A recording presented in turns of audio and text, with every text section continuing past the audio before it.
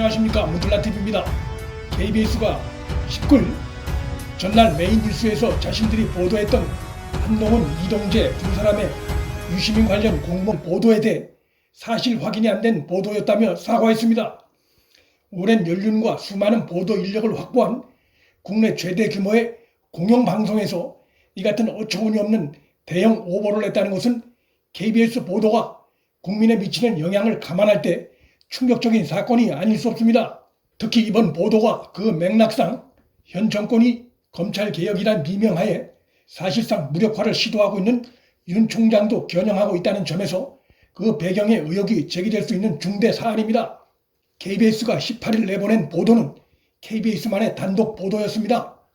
통상 단독 보도의 경우 취재 기자와 직속 반장과 데스크 그리고 보도 본부장 정도만 관련 내용을 할 정도로 방송국 내에서도 보안을 유지하지만 이 과정에서 당연히 데스크와 보도 본부장 그리고 취재 기자 사이에 보도의 근거나 취재원의 신뢰성 등에 대한 정보 공유가 이루어집니다.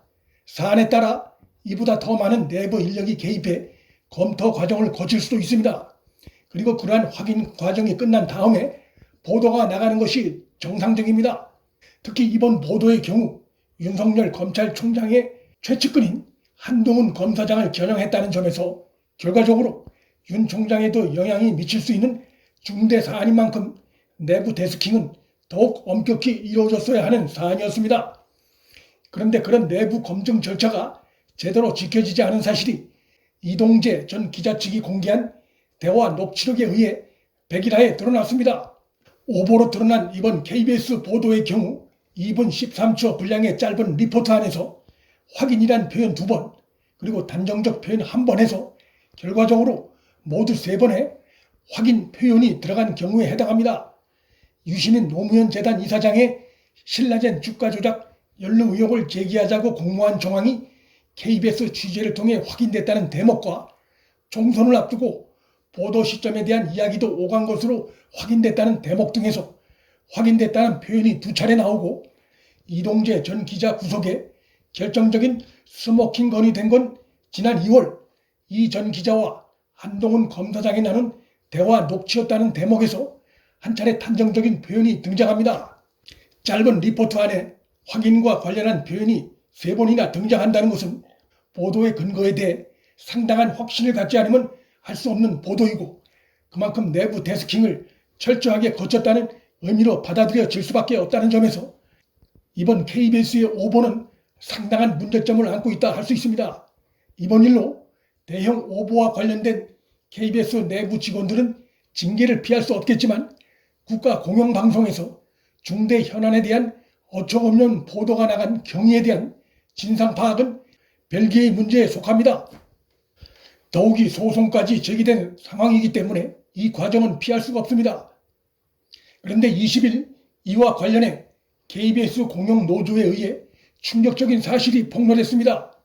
KBS 공영노조는 이날 성명을 내고 본 보도는 법조반장 기자가 개요를 작성하고 최근 입사한 이모 기자가 방송했다며 누군가 던져지면 옳거니 하고 카더라식으로 받아쓰는 게 KBS 보도본부의 취재 행태냐며 취재 관련자들을 질타했습니다. 조선일보는 공영노조가 최근 입사했다고 밝힌 해당 보도를 방송한 이모 기자는 검찰 출입 경력이 몇 달 되지 않는 것으로 알려졌다고 보도했습니다. KBS 공영노조가 정식 성명 형식으로 이 같은 내용을 밝혔다는 점에서 KBS 내부 확인 과정을 거쳐 폭로한 것으로 볼 수 있습니다.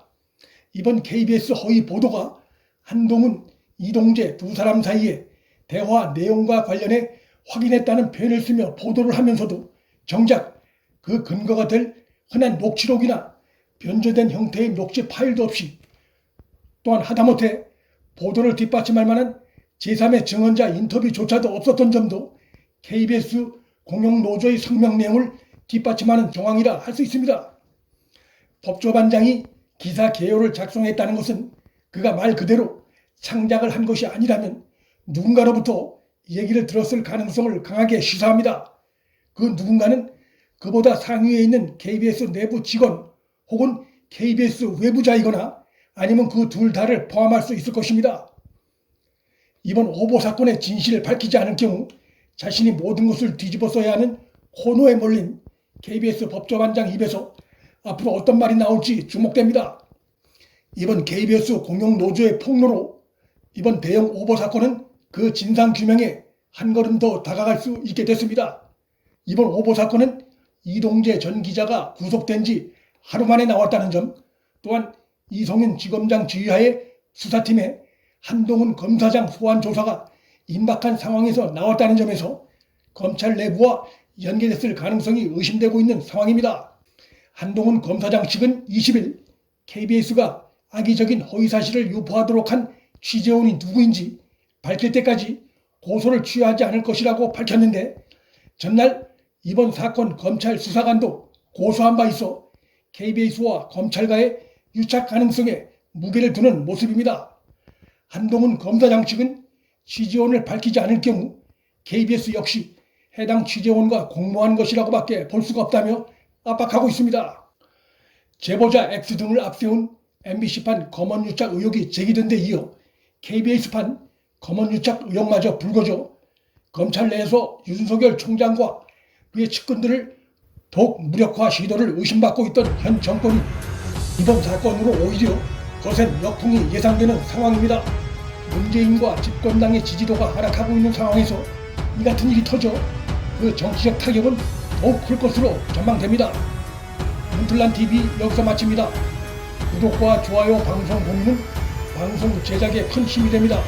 시청해주셔서 감사합니다.